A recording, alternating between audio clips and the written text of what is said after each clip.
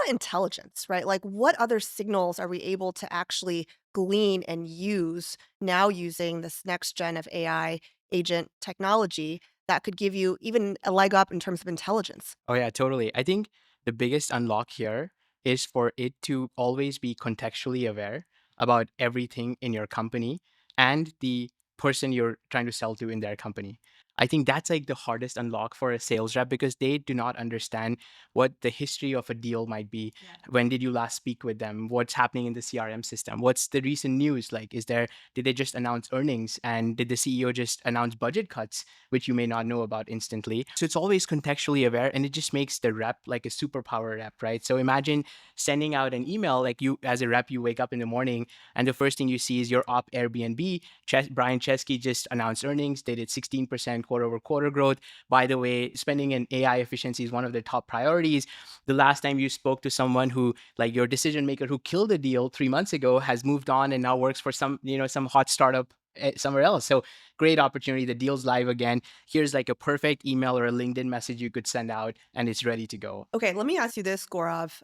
There's also been a lot of stuff published online saying, hey, AI agents are a lot of marketing hype right now, but Mhm. when you actually try to use them for Yeah. various use cases, they don't actually work super well. Yeah. Tell us more about what you're seeing with your customers and how you feel about that statement. When you make the agent do 16 tasks together, so you give it something really big, you give it and you say, hey, I want you to work these 100 opportunities, and then you have to find out everything about the ops. You have to write the perfect emails and the perfect angle and the sequence. You have to update the CRM. All of a sudden, the agents get confused because what ends up happening is they get stuck in a loop together. They need some agency and some human intervention to be able to have a fewer task and fewer degree of tasks. So the best use of agents as of now, at least for the next maybe a couple of years, is a 2-degree separation of task, which means there's an orchestrator agent which would easily decide what the task is and come up with, say that, okay, this, I want to send an email to Brian Chesky, for example, right, at Airbnb about what my company does. I'm going to go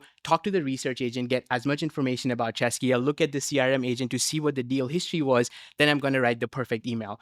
And once it stops there, it can then talk to the rep or talk to the user and say, here's what I've done, give me your input, or is it ready to go out? Dan, you do a lot of hiring, right? None of these companies and tools exist in isolation. I want to maybe dive into the competitive dynamics, both from a AI startup, but also company that uses AI startups. Yeah. Yeah, I think the interesting thing is this is going from a situation where people were sort of dipping their toe in the water, dabbling in AI, to now, again, it's sort of a must do. And the reason it's a must do is that AI has compounding benefits, right? If all of your competitors are using AI instead of hiring legions of people to do things that people don't need to do, they're going to beat you.